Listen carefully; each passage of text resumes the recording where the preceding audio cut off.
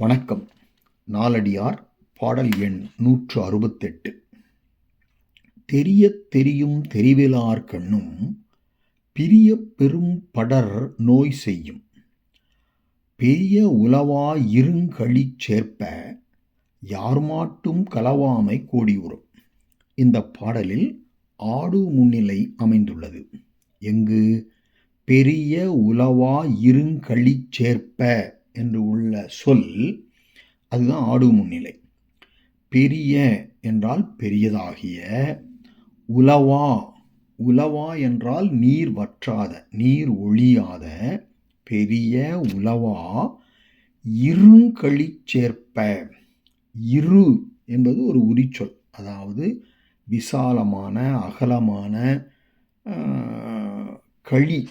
கழின்னா என்ன?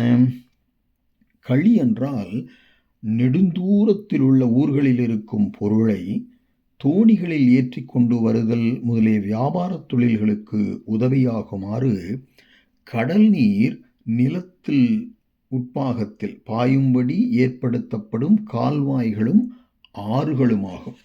அப்படிப்பட்ட அகலமான கழிகள் நிறைய உடைய, சேர்ப்பு என்றால் கரை, அந்த கழிகளினுடைய கரையை உடையவனே.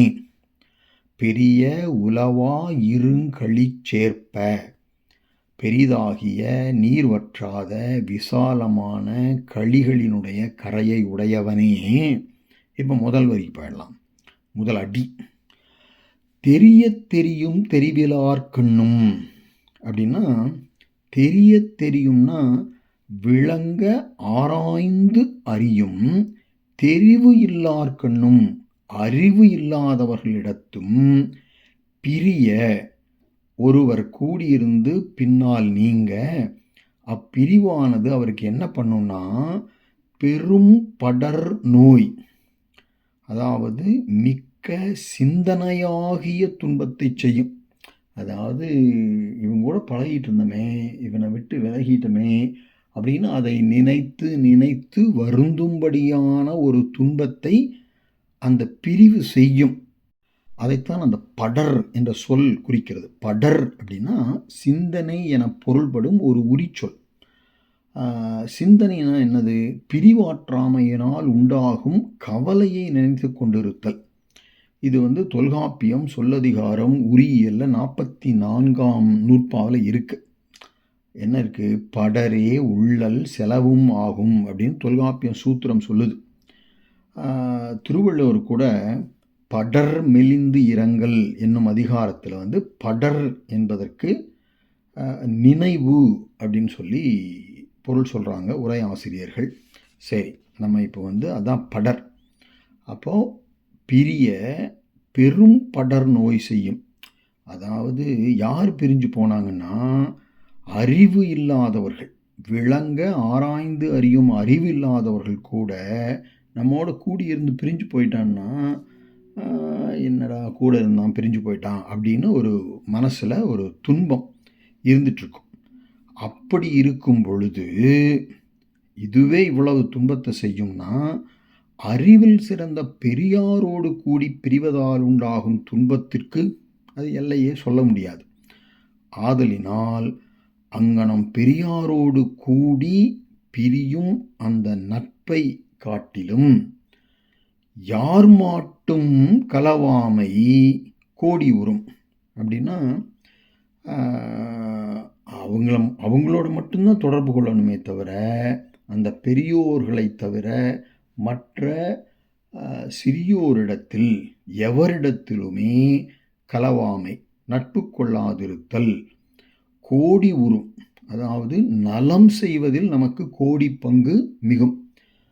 ஆய்ந்தாய்ந்து கொள்ளாதான் கேண்மை அப்படின்னு சொல்லுவார் இல்லையா வள்ளுவர். அந்த மாதிரி நட்பு நிறைய வேணாம், பெரியோரோட நட்பு கொள்ளுதல் சிறந்தது.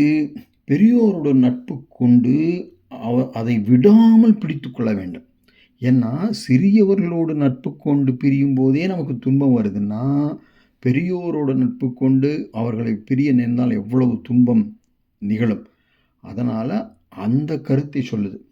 அதனால் நண்பர்கள்னு நிறைய வேண்டியதில்லை, அளவாக சான்றோர்களிடத்தில் நட்பு கொள்ள வேண்டும் என்பது ஒன்று.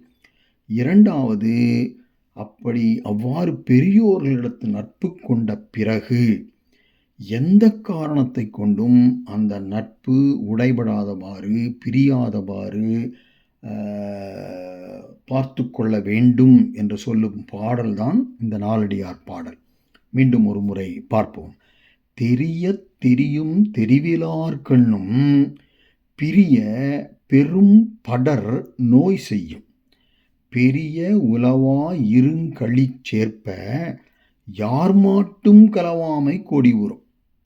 முடிவா என்ன சொல்றாருன்னா, கண்டவர்களோடெல்லாம் நட்பு கொள்ளாமல் நன்கு ஆராய்ந்து நட்பு செய்வதற்கு உரியவரோடு நட்பு கொள்ள வேண்டும் என்பதும், அவ்வாறு கொண்ட நட்பை இடையில் விடலாகாது என்பதும், விட்டால் மனதிற்கு நினைத்து நினைத்து வருந்தும்படியான துன்பம் உண்டாகும் என்பதும் இந்த பாடல் மிக தெளிவாக விளக்குகிறது.